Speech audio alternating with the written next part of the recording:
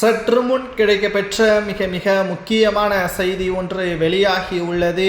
பன்னீர்செல்வத்திற்கு ஆதரவுகளை கொடுக்கும் மாஜி அமைச்சர்கள் அதிமுகவில் எடப்பாடிக்கு எதிராக மீண்டும் தற்பொழுது மாஜி அமைச்சர்கள் எதிர்ப்புகளை தெரிவித்து வருகிறார்கள்.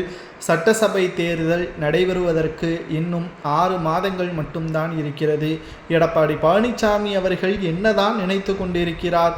அதிமுக வெற்றியடைய வேண்டும் என்று நினைக்கிறாரா, அல்லது தோல்வி அடைந்து கொள்ளட்டும், தன்னுடைய பொதுச் செயலாளர் பதவியை நாம் தக்க வைத்து கொண்டுதான் இருக்கிறோம், தன்னை எதிர்த்து களத்தில் இறங்கின்ற திமுக வெற்றியடைந்தாலும் பரவாயில்லை, ஓபிஎஸும் சசிகலாவும் செங்கோட்டையனும் அதிமுகவிற்குள் வரக்கூடாது என்று நினைப்பது எந்த விதத்தில் நியாயம்?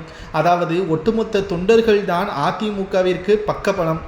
எடப்பாடி பழனிசாமியின் பேச்சையோ செயல்பாட்டையோ தொண்டர்கள் கேட்கவில்லை.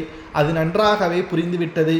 ஏனென்றால் உதாரணத்திற்கு நாடாளுமன்ற தேர்தலில் அதிமுக ஒரு இடங்களில் கூட வெற்றியடையவில்லை. மாறாக சுயேட்சையாக ஓபிஎஸ் அவர்கள் ராமநாதபுரம் தொகுதியில் போட்டியிட்டார். சுமார் 3 லட்சத்திற்கு மேற்பட்ட ஓட்டுக்களை சுயேட்சையாக 2வது இடம். அந்த தேர்தலில் எடப்பாடி பழனிசாமியின் வேட்பாளர் 3வது இடம். ஆனால் 2வது இடம் யார்?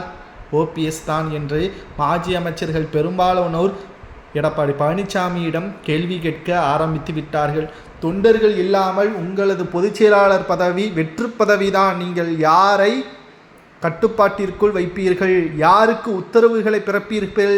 உத்தரவு பிறப்பிக்கப்படக்கூடிய தொண்டர்கள் உங்களது பேச்சை எப்படி கேட்பார்கள் என்ற கேள்விகளை அடுக்கடுக்காக முன்வைத்து வருகிறார்கள். சரி, வீடியோ பார்க்கின்ற அதிமுகவின் உண்மையான தொண்டர்கள் கூறுங்கள். அதிமுக ஒருங்கிணைந்து ஆட்சியை கைப்பற்ற வேண்டுமா, அல்லது ஓபிஎஸ் அவர்கள் இல்லாத அதிமுக வெற்றியடையுமா?